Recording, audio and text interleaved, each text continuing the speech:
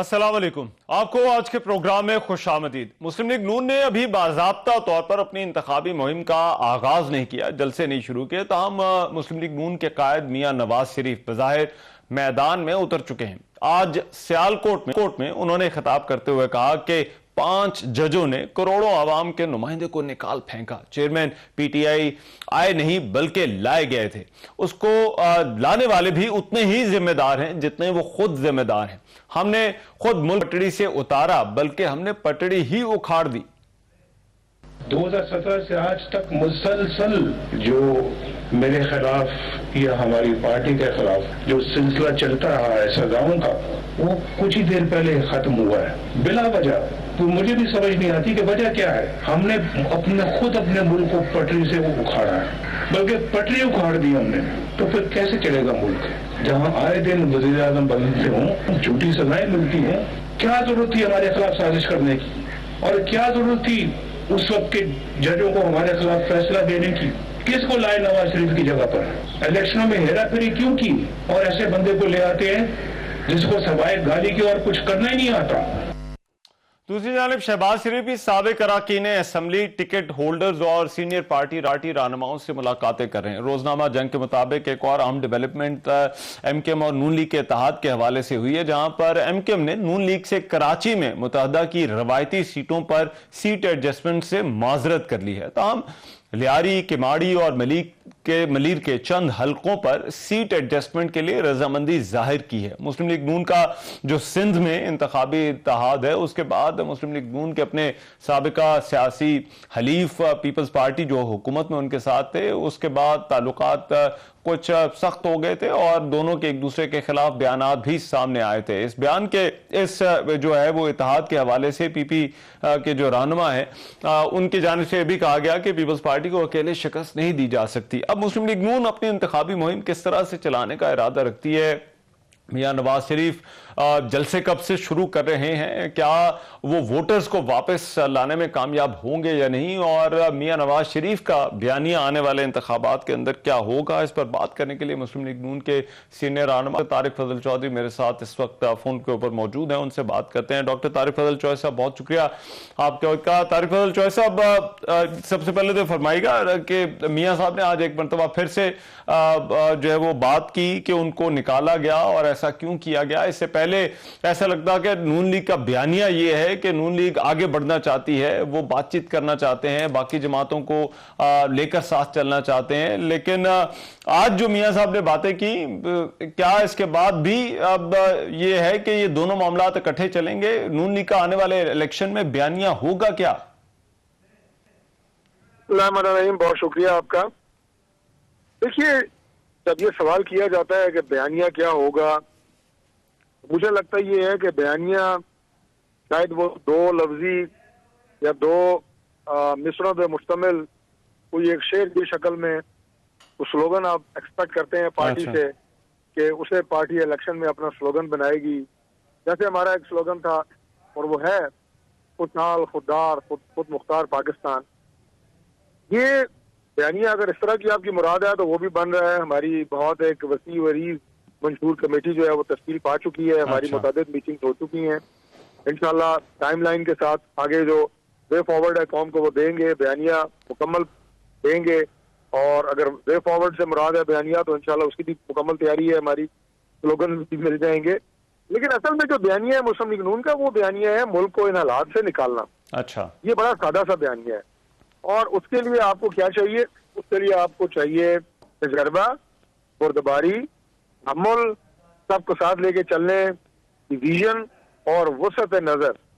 یہ ساری باتیں آپ کو کسی ایک سیاسی جماعت میں بھی نظر نہیں آتی سوائے میاں محمد نواز شریف کے۔ عمران خان صاحب نے اپنا سارا جو ملک کا 4 سال میں بیڑا غرق کیا، ظاہر ہے ایک ان کا اپنا ایک مزاج تھا، لوگوں کو گالیاں دینا، لیڈرشپ کے نام بگاڑنا، تکبر، جو بھی، میں اس پہ کوئی بات نہیں کروں گا۔ ہم اس وقت افہام و تفہیم کے ساتھ پاکستان کی تمام پولیٹیکل لیڈرشپ کو بغیر کسی کو طنز و تضییق کا نشانہ بنائے ہوئے اپنا پروگرام دیں گے۔ آپ دیکھیں پاکستان پیپلز پارٹی کی لیڈرشپ ہمارے خلاف بے جا الزامات لگا رہی ہے، ہم نے کسی کا جواب نہیں دیا۔ ان کے تند و تیز جملوں کا بھی ہم نے جواب جو ہے وہ بڑی نرمی سے اور بڑی ہی آپ یہ کہیں کہ سادہ الفاظ میں دیا ہے۔ تو لہٰذا ہم بالکل اس موڈ میں ہی نہیں ہے کہ ہم اچھا سیاست میں مزید کشیدگی لے کے آئیں. ہمارا کام ہے اس وقت ملک کو بنانا, ملک کے حالات کو ٹھیک کرنا, اور ہم اس پہ یکسو ہیں. یہی ہمارا بیانیہ ہے, یہی ہماری سوچ ہے, یہی پاکستان کی ضرورت ہے, اور ایسا ہی ہوگا انشاءاللہ. اچھا مگر ڈاکٹر صاحب, اب مسلم لیگ نون تو یہ کہتی ہے کہ وزیر اعظم کے امیدوار میاں نواز شریف ہی ہیں, وہ چوتھی دفعہ وزیر اعظم بھی بنیں گے, لیکن میاں صاحب کے معاملات آپ کو پتہ ہے کہ کچھ قانونی پیچیدگیاں ہیں ان معاملات میں, تو میاں صاحب کے آگے وزیر اعظم بننے کا راستہ, قانونی راستہ آپ کو لگتا ہے کلیئر ہے؟ دیکھیے, قانونی راستہ تو ہم نے اپنایا ہے, ہم واپس آئے ہیں, ہم نے ضمانت لی ہے, ہمارے جو کیسز ہیں وہ بھی چل رہے ہیں, ہماری اپیلیں بحال ہوئی ہیں, ختم نہیں ہوئی. یہ میں ان لوگوں کو جواب دے رہا ہوں جو سمجھ رہے ہیں کہ شاید میاں نواز شریف صاحب کے ساتھ بہت کوئی فیوریٹزم ہو رہا ہے. نہیں, نواز شریف کے ساتھ جو ناانصافی ہوئی تھی اس کا ازالہ ہو رہا ہے اور انصاف ہو رہا ہے. آج انہیں انصاف مل رہا ہے. تو ہماری جو اپیلیں ہیں اب سوموار والے دن سے باقاعدہ ان کی سماعت جو ہے وہ شروع ہو رہی ہے, کیونکہ ہمارے ہاتھ صاف ہیں, اس لیے ہمیں یقین ہے کہ انشاءاللہ ہم ان کیسز میں بری ہوں گے. ٹھیک ہے. باقی جو جن قانونی معاملات کا آپ ذکر کر رہے ہیں, یقیناً میں 2 دفعہ کہہ رہا ہوں کہ یقیناً وہ سارے معاملات, قانونی پیچیدگیاں معاملات اللہ تعالیٰ کے فضل سے کلیئر ہوں گے, تو ہی میاں نواز شریف ظاہر ہے الیکشن بھی لڑیں گے اور ملک کے پرائم منسٹر بھی بنیں گے. لیکن کیونکہ میرے اوپر اگر کوئی FIR ہوتی ہے, کوئی مقدمہ درج ہوتا ہے, کم از کم مجھے تو پتا ہوتا ہے کہ میں نے یہ جرم کیا ہے یا نہیں کیا, تو ہمیں تو پتا ہے کہ ہمارے ہاتھ صاف ہیں. جو الزامات اس سے پہلے شہباز شریف صاحب پہ لگائے گئے, مریم نواز صاحبہ, وہ دیکھیں کس طرح باعزت بری ہوئی, شہباز صاحب باعزت بری ہوئے, اپنا احسن اقبال, ہمارے ساتھ رفیق صاحب, شاہد خاقان, بے شمار اور نام ہے, کس کو چھوڑا انہوں نے جنہیں نہیں پکڑا, لیکن ثابت کیا ہوا, کچھ بھی نہیں. تو میاں نواز شریف صاحب کی ذات میں بھی یہ الزامات جو ہیں, اور اس کا سب سے بڑا ثبوت ایک جملہ میں کہہ دوں کہ نواز شریف صاحب پہ جو الزام لگایا گیا تھا وہ پاناما کا لگایا گیا تھا, اور نواز شریف صاحب کو سزا جو ہے وہ اکاوا بھی دی گئی ہے. یہی سب سے بڑا ثبوت ہے کہ میاں نواز شریف صاحب جو ہیں وہ بے گناہ تھے, وہ بے گناہ ہے, اور ہم انشاءاللہ باعزت نہیں ہوں گے, لیکن عدالتوں سے ہوں گے. پاکستان میں جو اس وقت مروجہ آئین اور قانون ہے اس کا سامنا کر کے انشاءاللہ تعالیٰ اپنا مقدمہ لڑ کے. رائٹ, مگر اس میں ڈاکٹر صاحب اب دیکھیے PMLN کے لیے ایک بڑا چیلنج آنے والے انتخابات ہیں, انتخابات کے لیے آپ کو مقبولیت چاہیے. اس سے پہلے ہم نے دیکھا جو ہمارے پاس آخری اگر کوئی پیمانہ ہے تو وہ ضمنی انتخابات تھے, PTI نے جیتے, جس کی بنا پر PTI کلیم بھی کرتی ہے کہ وہ سب سے مقبول ترین جماعت ہے. تو آپ کو لگتا ہے کہ میاں صاحب کے واپس آنے سے جو پارٹی کو ایک مقبولیت کا ایک لیول چاہیے ہوتا ہے عوام کے اندر, کیا وہ مسلم لیگ نون کے پاس آ گیا ہے اور اسی کے ساتھ نون لیگ الیکشن کے اندر جائے گی؟ دیکھیں بھائی, بات یہ ہے دنیا کی ہر ماں کو اپنا بچہ سب سے خوبصورت لگتا ہے. ٹھیک ہے. اسی طرح ہر پارٹی یہ دعویٰ کرے گی کہ میں سب سے زیادہ مقبول ہوں. ٹھیک ہے. تو میں بھی یہی دعویٰ کروں گا, ہم سب سے زیادہ مقبول جماعت ہیں, اور یہ بڑا نیچرل ہے اور یہ حقیقت پہ بھی مبنی ہے. لیکن اس کا صحیح جواب یہ ہے, اللہ تعالیٰ کے فضل سے ابھی میدان سجے گا, الیکشن ہوں گے, پتہ لگ جائے گا کہ کون سی جماعت کی کتنی عوامی مقبولیت ہے.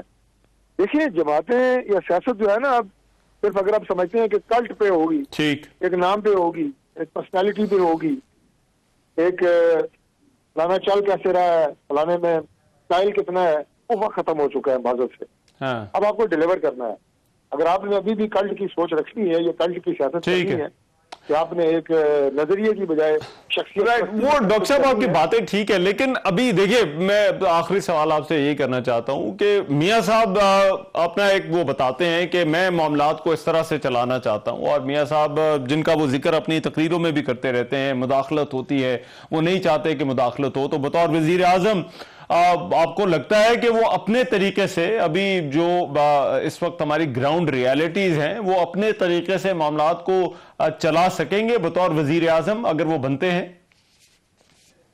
بالکل چلائیں گے جی. میں آپ کو جو سب سے پہلے بات کی ہے کہ پاکستان کو آگے بڑھانے کے لیے اور ان مسائل سے نکالنے کے لیے سب سے پہلے جس چیز کی ضرورت ہے اللہ تعالیٰ کی مدد, اور اس کے بعد تجربہ, کہ آپ کو ملک کو آگے بڑھانے کا تجربہ کتنا ہے. آپ کے پاس جو ٹیم ہے وہ کتنی تجربہ کار ٹیم ہے. میاں نواز شریف صاحب 3 دفعہ ملک کے پرائم منسٹر رہے ہیں. آپ پوری ایمانداری سے, آپ صرف میاں نواز شریف صاحب کے جو 3 ادوار ہیں ان کے جو میں کارنامے نہیں کہوں گا, کام ہی کہہ دیتا ہوں, میں پروجیکٹس کہہ دیتا ہوں, میں ڈیولپمنٹ کیا دیتا ہوں، میں انیشیٹو کیا دیتا ہوں، ریفارمز کیا دیتا ہوں، ان کی لسٹ بنائیں اور 3 ادوار کو چھوڑیں. آپ میاں نواز شریف صاحب کے جو 2013 سے 17 تک کے 4 سال ہیں ان کی لسٹ بنائیں، جو 4 سال ہیں ان کی لسٹ بنائیں. زمین آسمان کا فرق ہے، یہ تجربے کا فرق ہے، اور وہی تجربہ انشاءاللہ میاں نواز شریف صاحب کی شکل میں جب ملک کے 14 دفعہ پرائم منسٹر بنیں گے تو ملک کو آگے لے کے جائیں گے، ملک کو مسائل سے نکالیں گے انشاءاللہ. رائٹ، ٹھیک ہے. ڈاکٹر طارق فضل چودھری صاحب ہمارے ساتھ موجود تھے. بات تھی کہ مسلم لیگ نون کی جو سیاست ہے، اور خاص طور پر جبکہ ایسے وقت میں وہ انتخابات میں اترنے کی تیاری کر رہی ہے، تو ترجیحات کیا ہوں گی. بیانیے کے حوالے سے کیا نون لیگ واضح ہے کہ آنے والے انتخابات کے اندر ان کا بیانیہ کیا ہوگا، اور پھر جبکہ وہ جلسوں کا اور باقاعدہ طور پر اپنی انتخابی مہم کا آغاز کریں گے، تو مقبولیت جس کا دعویٰ پاکستان تحریک انصاف کا ہے، کیا وہ نون لیگ کو حاصل ہوگی یا نہیں. بات ہو رہی تھی ابھی پروگرام میں، ایک بریک شامل کرتے ہیں، بریک کے بعد واپس آتے ہیں تو کچھ بات ہوگی تحریک انصاف کے چیئرمین اور پارٹی کے جو کچھ قانونی معاملات ہیں ان میں آنے والا ہفتہ اور گزرے ہفتے کے دوران کچھ بڑی اہم ڈیولپمنٹس ہوئی ہیں، ان پر بات ہوگی اس بریک کے بعد.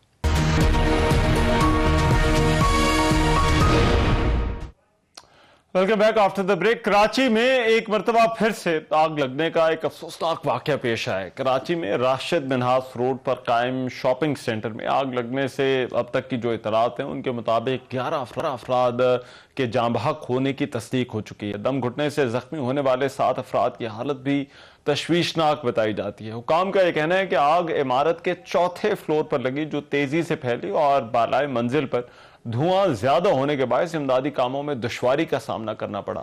فائر بریگیڈ حکام کے مطابق عمارت میں پھنسے 46 افراد کو بحفاظت نکال لیا گیا، تاہم دھوئیں کے باعث دم گھٹنے اور جھلسنے سے 11 افراد جان کی بازی ہار گئے. سینئر ڈائریکٹر میونسپل کارپوریشن کا یہ کہنا ہے کہ دھواں بھر جانے سے امدادی کارروائیوں میں مشکلات کا سامنا کرنا پڑا. چیف فائر بریگیڈ اشتیاق احمد نے میڈیا سے گفتگو کرتے ہوئے کہا کہ عمارت میں آگ بجھانے کے آلات موجود نہیں تھے اور ہنگامی صورتحال میں عمارت سے باہر نکلنے کا کوئی راستہ نہیں. 5 سے 6 منزلہ عمارت میں جو ہے وہ یہ صورتحال تھی. نگران وزیر اعلیٰ سندھ جسٹس ریٹائرڈ مقبول باقر نے صوبے بھر کی کمرشل اور سرکاری عمارتوں کا سیفٹی آڈٹ کرانے کا فیصلہ کر لیا ہے. نگران وزیر اعلیٰ نے جو ہے وہ ہدایات بھی دے دی ہیں. کمرشل عمارتوں کے علاوہ جو سرکاری دفاتر ہیں، تعلیمی ادارے، اسپتال، ان کا بھی جو ہے وہ آڈٹ کرانے کا حکم دیا گیا ہے. اعلیٰ حکام جو ہے انہوں نے اس بات کا نوٹس لے لیا ہے. اس سے پہلے بھی جو ہے وہ نوٹس لیا جاتا رہا ہے، لیکن یہ معاملات آگ لگنے کے کراچی جیسے شہر میں واقعات کیوں پیش آتے رہے ہیں اور ابھی بھی کیوں ہو رہے ہیں. مرتضیٰ وہاب میئر کراچی اس وقت میرے ساتھ موجود ہے، ان سے اس حوالے سے بات کرتے ہیں. مرتضیٰ وہاب صاحب بہت شکریہ آپ کے وقت کا. مطلب کراچی بہت بڑا شہر ہے، وہاں پر اس طرح کے واقعات کا پے در پہ پیش آنا، یہ جو واقعہ ہے یہ بھی اب ایک ہمارے سامنے اب ایک مثال تو ہے، ایک اور واقعہ ہو گیا. آپ کے خیال میں یہ کیوں اس طرح کے واقعات ہو رہے ہیں، یا یہ واقعہ کیوں ہوا؟ کسی بھی بڑے شہر میں جہاں اتنے بڑے بڑے کمرشل سینٹرز ہوتے ہیں، اس طرح کے واقعات ہوتے ہیں. واقعہ افسوسناک ہے، جانوں کا نقصان ہوا ہے، لوگ اس کے اندر زخمی ہوئے ہیں، لیکن یہ کہنا کہ آتش زدگی یا فائر کے واقعات کسی بڑے شہر میں نہیں ہوتے، یہ میں سمجھتا ہوں تھوڑا غیر مناسب چیز ہے. واقعہ ہوتا ہے، رسپانس انتظامیہ کا بر وقت ہوتا ہے. تقریباً کوئی 8:30-9 منٹ کے اندر فائر بریگیڈ کی جو ٹیم ہے انٹیمیشن کے بعد پہنچ جاتی ہے، اور بر وقت کارروائی سے تقریباً کوئی 35-36 جانیں بھی ہم بچانے میں کامیاب ہو پاتے ہیں. بدقسمتی کے ساتھ 11 جانوں کا نقصان ہوا، جس کے لیے میں افسوس بھی کرتا ہوں، پروردگار سے دعا کرتا ہوں کہ اللہ تعالیٰ ان کی مغفرت فرمائے. ٹھیک ہے. اور اس واقعے کے بعد ابھی آپ فالو اپ کیسے کر رہے ہیں؟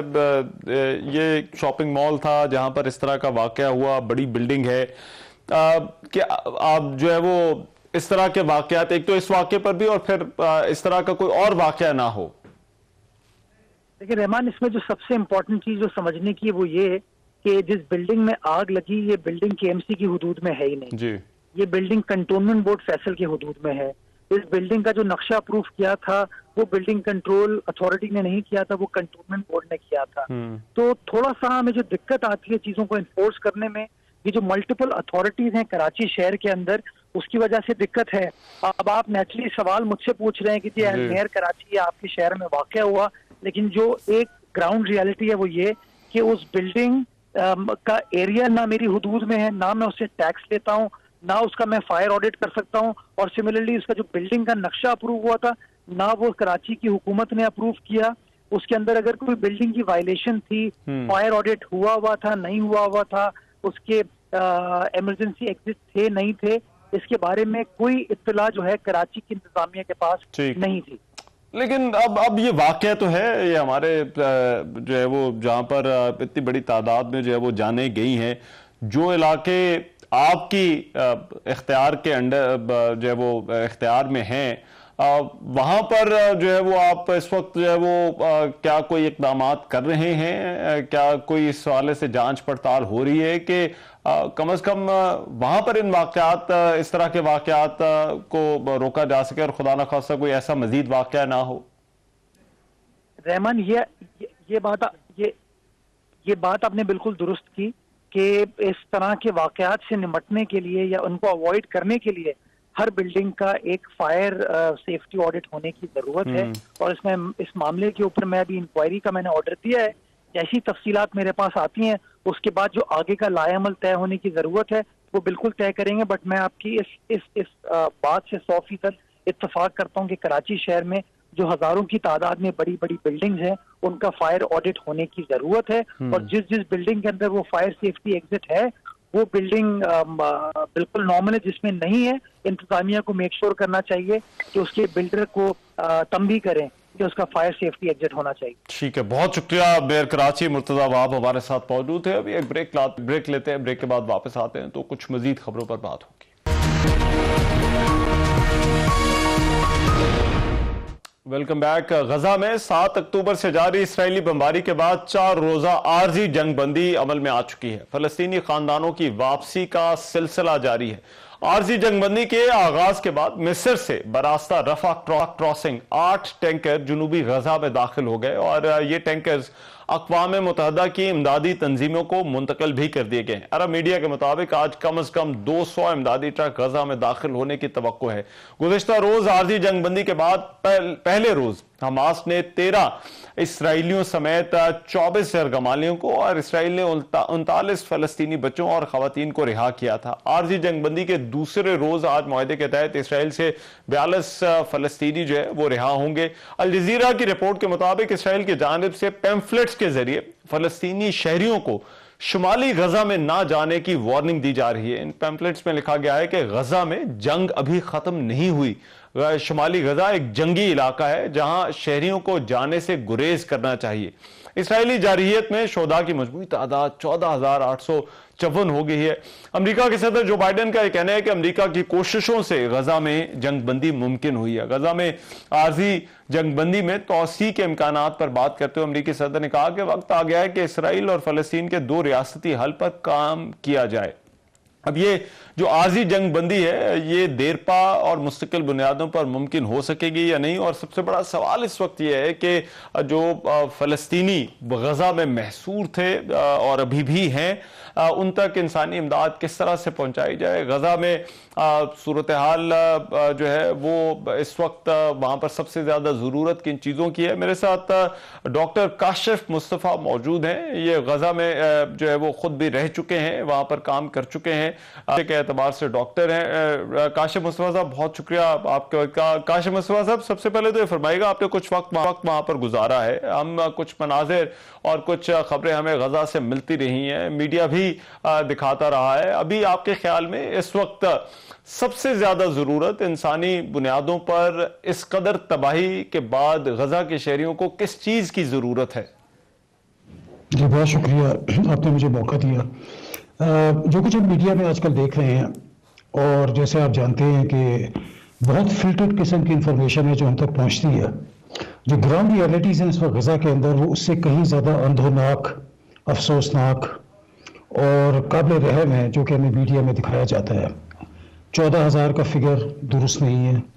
जो बच्चों की शहादत کا فگر ہے وہ درست نہیں ہے. یہ اس سے کہیں زیادہ ہے. یہ جو باربرزم جو ہوا ہے وہاں پر، میں مستقل وہاں پہ چونکہ میرے دوست ہیں، میرے کولیگس ہیں جن کے ساتھ میں نے کام کیا ہے، جن کے ساتھ میرا مستقل رابطہ رہا ہے. الشفا اسپتال میں کچھ عرصے کے لیے گیا تھا، کچھ سرجیکل پروسیجر جو میری فیلڈ سے ریلیٹڈ ہے وہ سکھانے کے لیے، تو کچھ گراؤنڈ ریالٹیز جو ہے ان سے میں واقف ہوں. اور اس کے علاوہ ایک اور چیز جس کے بارے میں شاید زیادہ لوگ نہ جانتے ہوں کہ جو دنیا کی ایک بہت بڑی فلاحی تنظیم ہے انٹرنیشنل ریڈ کراس، اس کے جو وہاں کے سربراہ ہے اسرائیل و فلسطین کے، وہ بھی پاکستانی ہیں، اوریجنلی کینیڈین پاکستانی ہے. تو ان سے بھی میرا رابطہ ہے. وہ گراؤنڈ ریالٹیز کی جو خبریں ہیں وہ اس سے بہت خطرناک ہے. اور اس سے پہلے کہ ہم اس کے مادی پہلو کے پر آئیں کہ کتنی آپ کو پانی کی بوتلیں چاہیے، کتنی آپ کو دوائیاں چاہیے، کتنی آپ کو خوراک کے ڈبے چاہیے، معاف کیجیے گا، اس سب سے زیادہ ضرورت ریحان صاحب اس وقت جو فلسطین کے لوگوں کو یہ ہے وہ کمپیشن کی ہے. صرف دوائیاں بھیج دینے سے اور یہ تو ایک عارضی سا سولوشن ہو جائے گا، جو لوگ اس وقت زخمی پڑے ہوئے ہیں ان کا علاج ہو جائے گا، اور جو بھوکے پیاسے ہیں ان کی مدد ہو جائے گی. لیکن یہ جو ایشو ہے یعنی کہ بٹوین پیلسٹینین اینڈ جوز، یہ کوئی ونس آف نہیں ہے، یہ ابھی نہیں ہوا، نہ یہ پہلا ہے یہ نہ آخری ہے. یہ آج سے 2 سال بعد یہی کہانی دوبارہ دہرائی جائے گی. تو اس کے لیے ساری مسلم ورلڈ کو اور ہم سب کو، یا سارے لوگ جو انسانیت پہ بلیو کرتے ہیں، ان کو ایک میجر سوچ کی تبدیلی کی ضرورت ہے اس ایشو کو سمجھنے کے لیے اور اس کے پرماننٹ سولوشن کے لیے. ٹھیک ہے، رائٹ. اچھا، اس میں ڈاکٹر صاحب یہ فرمائیے گا، وہاں پر میں آپ سے سمجھنا چاہوں گا کہ جو امدادی کارروائیاں کرنے والی تنظیمیں ہیں وہ کس طرح سے کام کرتی ہیں، اور ابھی کیا اطلاعات ہیں کہ اب جبکہ اقوام متحدہ کو کچھ کام کرنے کی، وہاں پر امداد پہنچانے کی اجازت ملی ہے، تو اس حوالے سے کیا اطلاعات ہیں؟ یہ کام کس طرح سے ہوگا اور یہ کیا ہو بھی پائے گا یا نہیں؟ دیکھیں، جیسے لوگ جو غزہ گئے ہوئے ہیں یا غزہ کے بارے میں پڑھتے ہیں کہ یہ تقریباً 346 اسکوائر کلومیٹر کی ایک چھوٹی سی پٹی ہے، جو کہ آپ سمجھ لیں کہ جیسے لاہور ڈویژن کا 1/3 حصہ، اور جس میں تقریباً 22 سے 23 لاکھ لوگ رہتے ہیں. تو نہایت کنجسٹڈ کریمپڈ ایریا ہے. اس کے 6 بارڈرز ہیں اسرائیل کے ساتھ. ایک سائڈ کے اس پر بحیرہ روم ہے جس پہ بھی مکمل تصرف جو ہے وہ اسرائیل کا ہے، اور ایک بارڈر جو ہے رفح کا بارڈر ہے. اور اس کے علاوہ جو ٹنلز ہیں جن کے بارے میں مشہور ہے، وہ ٹنل صرف خرد و نوش کے سامان کے لیے لائی جاتی ہے. اب اسرائیل نے جو اپنے 6 بارڈرز ہیں وہ مکمل طور پر سیل کیے ہوئے، تو وہاں سے کسی قسم کی کوئی مدد نہیں جا سکتی. صرف مدد جانے کا واحد ذریعہ جو ہے وہ رفح کا بارڈر ہے، جو کہ وادی سینا کے اندر ہے، اور جو ایجپٹ کے ساتھ، جو کہ تقریباً ایجپٹ کے ساتھ غزہ کی تقریباً 11-12 کلومیٹر کی پٹی لگتی ہے، وہ رفح بارڈر ہے. وہ بھی جنگ کے آغاز میں بہت عرصے بند رہا. اب پچھلے کچھ دنوں سے انہوں نے کھولا ہے، اور پہلے جیسے آپ نے اپنے انٹرو میں بتایا کہ 7-8 ٹرک جو تھے وہ داخل ہوئے، اور اب مجھے جو اطلاع ملی ہے کہ تقریباً 350 سے 400 ٹرک اس کے اندر داخل ہو چکے ہیں، اور جس میں وہ بیسک امیونٹیز ہیں جو کہ ضرورت ہوتی ہیں، پانی کی، خوراک کی، دوائیوں کی. لیکن ریحان صاحب، یہ جو ہے یہ سب کچھ جو ہو رہا ہے یہ اونٹ کے منہ میں زیرے کے مترادف ہے. جو وہاں کی تباہی ہے اور جو وہاں پہ ڈیمیج ہے انسانی جانوں کا، املاک کا، پراپرٹی کا، انفراسٹرکچر کا، وہ جب یہ جنگ ختم ہوگی اور انڈیپینڈنٹ وہاں پہ جرنلسٹ جائیں گے اور وہ وہاں پہ اگر ان کو کوریج کرنے کی اجازت دی گئی تو شاید لوگوں کی آنکھیں جو ہے وہ خوف سے اور حیرت سے پھٹی کی پھٹی رہ جائیں. ٹھیک ہے. اچھا ڈاکٹر صاحب، اس میں اس معاملے میں جب یہ جنگ چل رہی تھی، اس کے بعد جب اسرائیلی فورسز داخل ہو گئیں اور وہ الشفا اسپتال پہنچی، تو وہاں پر اسرائیل کی طرف سے دعویٰ کیا گیا، اور ایک دعویٰ یہ تھا کہ یرغمالیوں کو وہاں پر رکھا گیا، اور دوسرا یہ کہ حماس کا کمانڈ سینٹر الشفا سے جو ہے وہ چلایا جا رہا تھا. اور کچھ ایسے بھی دعوے کیے گئے کہ جیسے ہسپتال کے اندر سرنگوں کا اور نیچے جو ہے وہ ایک جال بچھا ہوا ہے جہاں سے یہ سارے معاملات جو ہے وہ چلائے جا رہے تھے. ان دعووں کے بعد بہت بات ہو چکی ہے، مغربی میڈیا نے بھی سوالات اٹھائے، لیکن کیونکہ آپ خود وہاں پر جا چکے ہیں تو میں آپ سے جاننا چاہتا ہوں کہ کیا یہ بلیویبل ہے جو کچھ اسرائیلی حکام کی طرف سے جس کا دعویٰ کیا گیا؟ नहीं, बिल्कुल कम्प्लीटली एब्सर्ड। ये शिफा अस्पताल में मैं जा चुका हूँ, और वो इनफैक्ट वो जो टनल्स हैं, वो टनल्स कहाँ से शुरू होती हैं और वो कहाँ पे ख़त्म होती हैं, यानी कि वो सदर्न गजा के कुछ ख़ास इलाके हैं, वहाँ से वो टनल्स हैं जो वहाँ से शुरू होती हैं और वो टनल जाके सिनाई के अंदर खुलती हैं। जो शिफा अस्पताल है वो तो मेन शहर के हार्ट ऑफ द सिटी के अंदर है, वहाँ तक कोई टनल पहुँच ही नहीं सकती। ये जब इन्होंने अशफा, ये जब इसराइली IDF जिसे कहते हैं, इसराइली डिफेंस फोर्स ने जब हमला किया अशफा के अंदर, अब नेचुरली हमास के पास तो कोई ऐसा वॉइस नहीं है मीडिया की अपनी आवाज़ पहुंचाने के लिए, और तमाम मगरबी मीडिया जो है इस वक्त इसराइली डिफेंस फोर्स का और इसराइली हुकूमत का माउथ पीस बना हुआ है। तो उन्होंने डैमेजेस किए, डॉक्टर्स में मेरे ज़ाती दोस्त मरे हैं जिनके साथ मैंने वक्त गुजारा है, कितने मरीज, नर्सें, लवाहिकीन और वो लोग जिन्होंने वहाँ पे पनाह ली हुई थी। तो उसको कवर अप स्टोरी करने के लिए उन्होंने ये कहानी फ्लोट की जी कि वहाँ पे हमास की सेंट्रल कमांड थी। हमास की सेंट्रल कमांड जो है वो वहाँ पे नहीं है, और ये जो लोग हमास की ऑपरेशनल ऑर्गेनाइजेशन को समझते हैं वो समझते हैं, और ये इसराइल की बहुत बड़ी, इसराइल को भी यकीनन इस बात को पता है कि हमास इस वक्त कहाँ पे मौजूद है, और वो डेफिनेटली शिफा अस्पताल की बेसमेंट में शिफा मौजूद नहीं थी। ये ऑपरेशन उन्होंने डेस्परेशन के अंदर किया था, चूँकि गजा के अंदर जो वो समझ रहे थे कि वो एक दिन के अंदर शुमाली गजा से दाखिल होंगे और दिन के इख्तिताम से पहले वो मेडिटेरेनियन सी तक सारा इलाका फतह कर लेंगे। जो गजा के लोगों ने और हमास के लोगों ने जिस बहादुरी से, उस बहादुरी का कभी कोई जिक्र नहीं आता कि इसराइल के कितने टैंक तबाह हुए, कितने सोल्जर मारे गए, उनके लोग किस कदर डिमोरलाइज हुए हैं कि पुरानी बंदूकों से लोगों ने किस तरह हमला किया है, किस तरह उनका मुकाबला किया है दुनिया की तीसरी या चौथी बड़ी फौज का। ये कहानियां कभी लिखी जाएंगी, कभी बयान की जाएंगी। मुझे अल्लाह ने मौका दिया, मैं दोबारा जाऊंगा और इसके बारे में जरूर लिखूंगा कि तो ये अल-शिफा वाली कहानी ये कंप्लीटली गलत है। अच्छा डॉक्टर साहब, इसमें ये फरमाइएगा कि अब जो इस वक्त सूरत हाल है, जो आपकी बात हुई है वहां पर जो डॉक्टर्स मौजूद हैं, अब ये कितना वक्त लग सकता है जो है वो, अगर ये अभी तो आर्जी जंग बंदी है, लेकिन अगर ये मुस्तकिल जंग बंदी में तब्दील होती है तो उसके बाद चैलेंजेस क्या होंगे इन गजा के शहरियों तक इंसानी इमदाद पहुंचाने में, और अभी इस वक्त क्या चैलेंजेस हैं उन तक जो है वो इमदाद पहुंचाने के? ये बहुत लंबी कहानी। आप जैसे लोग जानते हैं कि जो गजा है उसकी जो 22 मिलियन पॉपुलेशन है, उसमें ऑफिशियली जब ये जंग बंदी नहीं थी तो उसकी जो अनएम्प्लॉयमेंट, बेरोजगारी की शरह थी वो तकरीबन ऑफिशियली 40 से 50 थी, और मेरा ज़ाती अंदाज़ा ये है कि वो तकरीबन 60% के करीब थी, और 90% लोगों को पीने का पानी वैसे ही मुयसर नहीं था, और सिर्फ 22 अस्पताल है जिसमें किसी किस्म की सर्जरी की जा सकती थी। अब वो सब जो थोड़ा सा जो इंफ्रास्ट्रक्चर था, यानी कुछ अस्पताल थे, कुछ वाटर फिल्ट्रेशन प्लांट्स थे, कुछ सड़कें थी, कुछ छोटे मोटे कीनू के बागात थे सिट्रस के, क्योंकि ये एक अल्लाह ताला का खास करम है उस सरजमीन के ऊपर।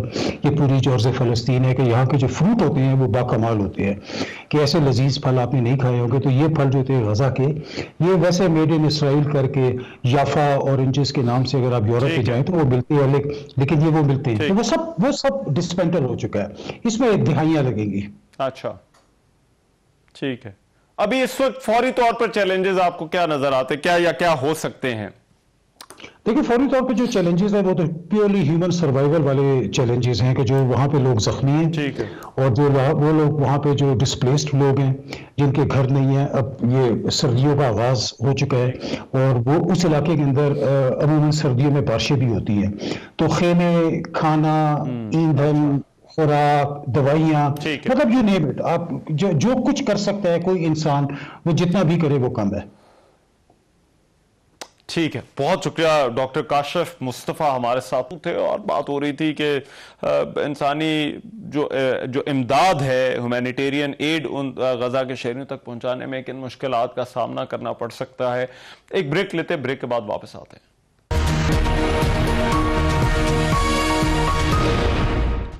प्रोग्राम में एक मरतबा फिर से खुशामदीद। तहरीक इंसाफ के चेयरमैन और पार्टी के जो कानूनी चैलेंजेस हैं वो अभी बरकरार हैं। एक तरफ तो तौहीन इलेक्शन कमीशन और तौहीन चीफ इलेक्शन कमिश्नर केसेस भी समाअत के लिए मुकर्रर हो गए हैं। चेयरमैन पीटीआई के खिलाफ तौहीन इलेक्शन कमीशन केस की समाअत अब 30 नवंबर को होगी, जबकि उनके खिलाफ फर्द जुर्म की कार्रवाई अमल में लाई जाएगी। दूसरी जानिब district and session court Islamabad में खावर मानिका ने चेयरमैन पीटीआई और बुशरा बीबी के खिलाफ ही एक दरखास्त दायर कर दी है और इस दरखास्त में उन्होंने मौक़िफ़ इख्तियार किया है कि चेयरमैन पीटीआई ने उनकी शादीशुदा जिंदगी में मुदाखलत शुरू की, जिसके बाद अब गुज़िश्ता रोज़ आपको जो है वो पीटीआई चेयरमैन और बुशरा बीबी के दरमियान दौरान इद्दत निकाह के खिलाफ जो दरखास्त थी उसको वापस ले लिया गया था और फिर जज ने इस केस को खारिज कर दिया था। एक और मामला 190 मिलियन पाउंड स्कैंडल का है, जहां पर इससे पहले एहतसाब अदालत जो है वो चेयरमैन पीटीआई को पीर के रोज, जबकि साइफर केस में अदालत ने उन्हें और शाह महमूद कुरैशी को 28 नवंबर को जो है वो अदालत में पेश करने का हुक्म दे रखा है। 9 मई के वाकयात के हवाले से भी दर्ज मुकदमात की तफ्तीश जारी है। पुलिस टीम जो है वो पहुंची लेकिन सवालात के जवाब नहीं मिले। इंट्रा पार्टी इलेक्शन से मुतालिक भी एक फैसला है जो कि तहरीक इंसाफ के लिए मुश्किलात का बायस बन सकते हैं। इन तमाम लीगल चैलेंजेस पर बहुत सारे हैं। नईम हैदर पंजोथा साहब जो कि पीटीआई चेयरमैन के वकील हैं, लीगल रिप्रेजेंटेटिव हैं तय पार्टी के, वो मेरे साथ इस वक्त मौजूद हैं। नईम हैदर पंजोथा साहब बहुत शुक्रिया आपके वक्त का। पंजोथा साहब सबसे पहले तो ये जो आज की डेवलपमेंट हुई है, खावर मानिका की दरख्वास्त सामने आई है, इससे पहले जो है वो ये मामला था कि जो दरख्वास्त गुजार थे उनका कोई इसमें जो है वो मुतासरा फरीक नहीं थे। अब आपको लगता है ये दरख्वास्त कुछ मुश्किलात पैदा कर सकती है चेयरमैन पीटीआई इमरान खान के लिए?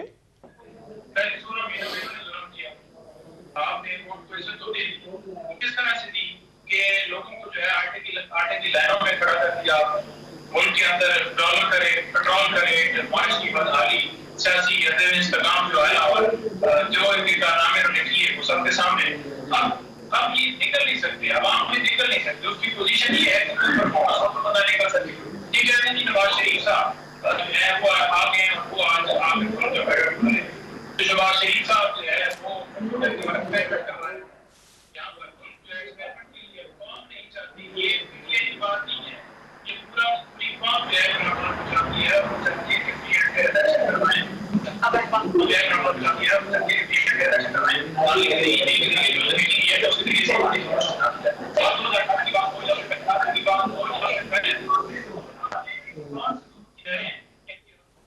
जी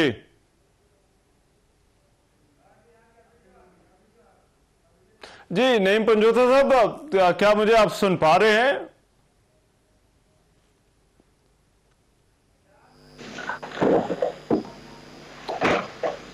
जी नईम पंजोथा साहब, आपको मेरी आवाज आ रही है? बिल्कुल आ रही है जी, बिल्कुल। अच्छा जी, आप अपनी बात जारी रखिए। मेरा ख्याल है दरमियान में कुछ आपसे आप बात मुकम्मल नहीं कर पाए थे।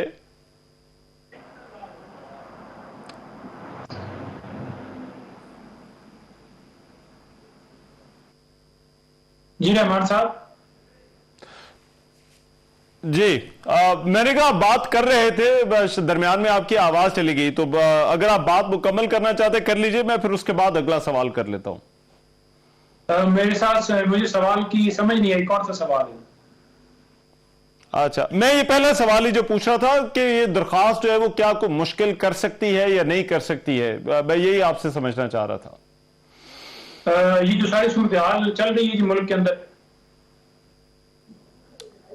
जी देखिए गुजारे ये है कि इस वक्त का जो सिनेरियो है उसको अगर देखा जाए तो मुल्क के अंदर आज इस तरह के ला कानूनियत है, आइन की जो है पामाली इस तरह से हो रही है कि आज पीटीआई ने दीर में जलसे के लिए इनेकाद किया और वहां पर लोगों के ऊपर गोलियां बरसाई गई हैं। कौन बरसा रहा है? निगरान हुकूमत है, वहां पर पुलिस केपी की वो गई है, एफसी गई है और वो जलसा करने की जो है उसके ऊपर इतनी ममानत कर। और दूसरी तरफ अगर देखें तो वही निगरान हुकूमत पंजाब के अंदर आज सियालकोट में जलसा हुआ है, नवाज शरीफ साहब ने किया है, क्या वहां पर भी गोलियां बरसाई गई हैं? वहां पर तो प्रोटोकॉल दिए जा रहे हैं, वहां पर तो साबिक प्राइम मिनिस्टर जो है उनके साथ प्रोटोकॉल चल रहे हैं और दूसरी तरफ वही साबिक प्राइम मिनिस्टर जिनको कभी सिक्योरिटी नहीं दी गई इस्लामाबाद पेशी के ऊपर और वो इस्तदा करते करते आपने उनको जेल में डाल दिया اور ان کے اوپر بے شمار مقدمات کی بچھاڑ کر دی.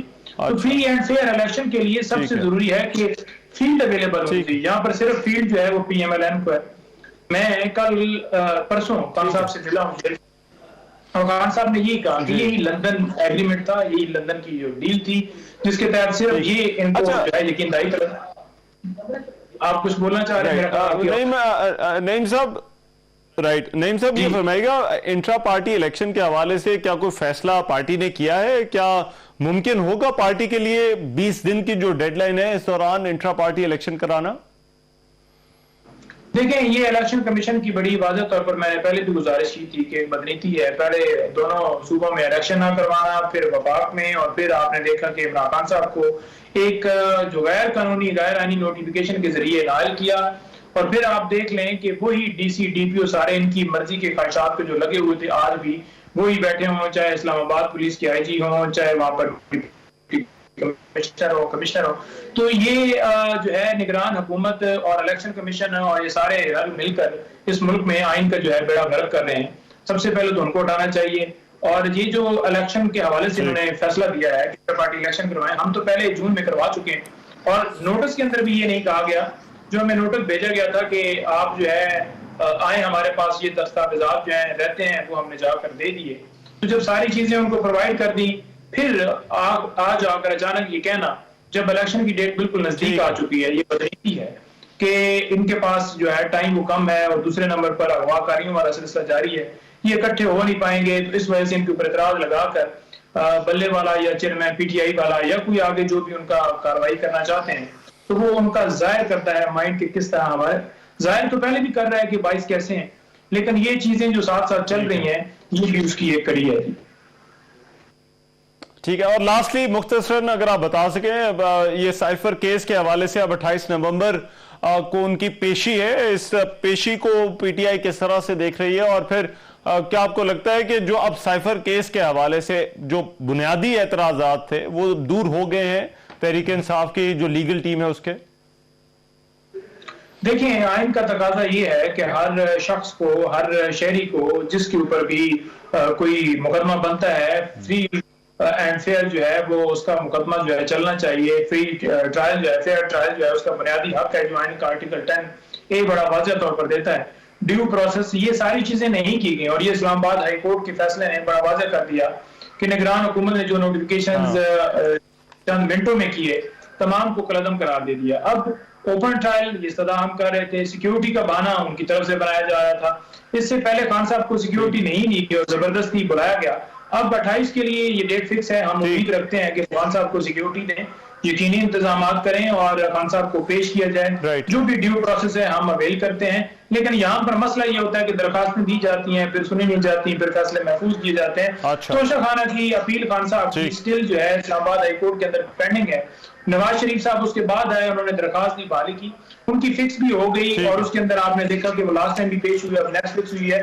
خان صاحب کی وہ پٹیشن فکس نہیں ہوئی کیونکہ وہ نائلی کے ساتھ جڑی ہے. اگر وہ فکس ہوگی, نائلی ختم ہوگی, خان صاحب آئل ہوں گے, اس سے پہلے چاہتے ہیں کہ نہیں حیدر صاحب, میرے پاس ٹائم جو ہے وہ ختم ہو گیا. بہت شکریہ. نعیم حیدر پنجوارے ساتھ موجود تھے. پاکستان جو تحریک انصاف ہے اس کے چیئرمین عمران خان کے وکیل بات کر رہے تھے ان کے کیسز کے حوالے سے. آج کے پروگرام سے اتنے میں ازبان رحمان کو اجازت دیجیے. اللہ نگہبان.